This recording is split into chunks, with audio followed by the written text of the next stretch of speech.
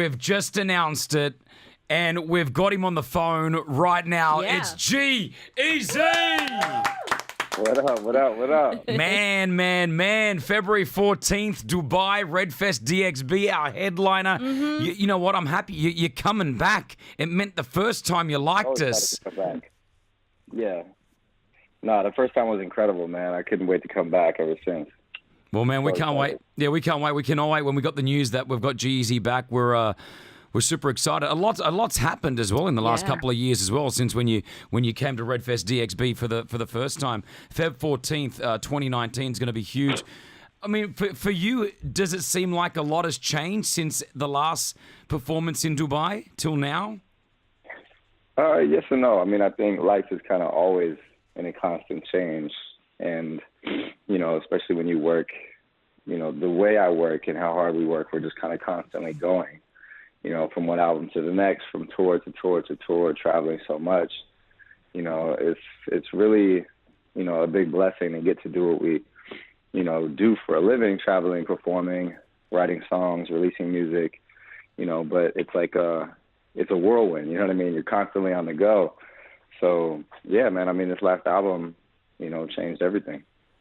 Man, constantly on the go. How do you maintain that? I mean, I feel like I live a busy lifestyle as a radio guy in Dubai. I can't imagine how it must feel to be, you know, a superstar, the likes of yourself, having all the commitments, the tour dates, the album dates, the media, the paparazzi. How do you put up? Because we're not trained to do that, man. It's not like when we've got our parents or family, they can give you the heads up. You're literally just thrown into it, you know?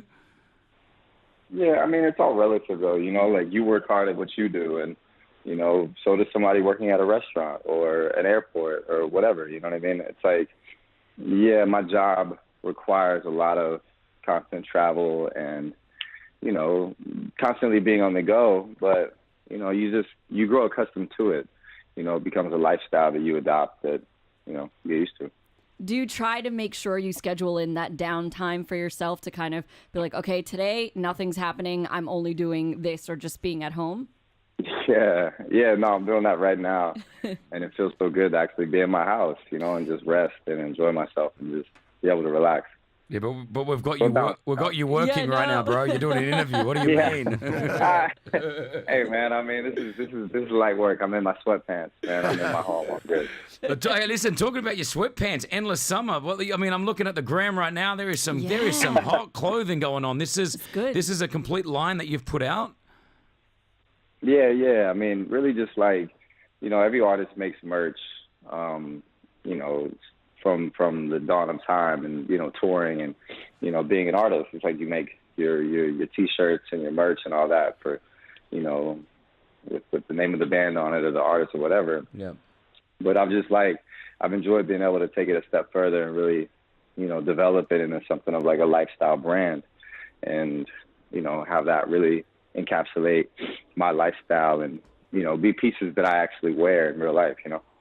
And it looks good. Obviously, you got like the store and everything like that. Are you the one picking the stuff? Like, do you say, I like this? People come present to you different styles of like clothing, like, yo, this is a jacket that we're thinking of, G-Eazy, or these are the pants. You know? No, I'm very involved, man. Every step of the way. Anything I put my name on, you know, any show I do, any tour I do, any, you know, piece of merchandise I put my stamp on. It's like, I want it to be something that, you know, I'm proud of, something that I, you know, believe in, something I relate to, something I would actually wear, actually, you know, because it's like, if you put your name on something, you know, that's you at the end of the day, you know. I feel like you're opening up an item of food. I feel like you're opening up an item of food right now. Nah, but I'm hungry. I should order some food right now. G-Eazy right here on 104.4 Virgin Radio. If you missed it, we just announced it. The man is back. G-Eazy in Dubai, Feb 14th for our very own RedFestDXB. We've got him on the phone right now. He's hungry. He's gonna. Do you Uber Eats? Like, what do you do? Do you have a personal chef or what? Nah, no personal chef or nothing like that. I just we got Postmates out here. I just go on the app and pick out whatever looks good. Imagine the delivery guy like knocking on the door, and then you open the door. It's like, oh, G-Eazy, here's your food. Hi, how are you? Yeah. Oh man, I mean, yeah, there's definitely been some weird people sometimes, and I'm like, yeah, I don't live here or anything. Don't get the wrong idea. Don't tell anybody that because that would be weird. Anyway, bye. It's just like everyone's knocking on the door. I mean, the fame of walking the streets. I mean, can you disguise yourself? You're a tall guy. You're a good looking dude, man. Like last time you were in. I'm going to tell you a little thing here. We've got a presenter. Her name is Maz. She does the night show, all right? Now, she interviewed you last time, right? And at one stage, I mean, what was it? It was just like a little... She was trying to ask you a question. You had just answered a question. She was just about to start, and she literally lost her complete train of thought. And there was just this silence where you just were like, yeah. And she was like, it was because she was mesmerized by your look. So for the last 2 years, we just call it G-Eazy. Like whenever there's anything awkward, we just go, oh, it's a G-Eazy moment. Yeah, nah. Can't wait to introduce you to her when you come back. I know, right? Yeah, no, I look forward to a repeat. I'm sure that she'll get over her nerves by then. It'll be fine. I've got a '79 Trans Am. Have you still got a Mustang? Yeah, I still got my '65 Mustang. She's in good health. Actually, she's in the shop right now. Yeah, well, I was going to say, my next question was, my Trans Am spends more time in the shop than it does on the road. Are you in the same sort of field, or is that, yeah? Same sort of field, but I only really drive her on weekends. She's like a weekend car. What, so, do you have an everyday car? Yeah, the everyday driver is the Ferrari. Oh, wow. Excuse me. That's a good one. Let's talk music right now. Collabs, anything going on? What do we need to know? Is there anything you can break for us right now? I'm just in the studio with my go-to guy, Dakari. He's my engineer and producer. And, he really he's the first person I go to with ideas. I always trust him. So we're just building, man, just having fun being back in the studio, just seeing where this next album goes and just having fun being able to create without so much pressure, just being able to have fun with it. How's the writing going along? Is it easy? Like, do artists get writer's block? Do you get that ever? Do you ever feel like I just need that time to go away? Man. Yeah, writer's block is a real thing. It hits everybody from time to time. But, I think a lot of it comes with just trying not to put too much pressure on yourself. I started making music because I loved it, you know what I mean? Because it makes me happy, not because it's a job with, so much place. I mean, and you've really opened the door for a lot of other rappers who are trying to come through, or MCs, or just musicians. Do you feel that pressure now, or not the pressure, but do you feel like you're one of the leaders now, taking the next generation through to the next few years?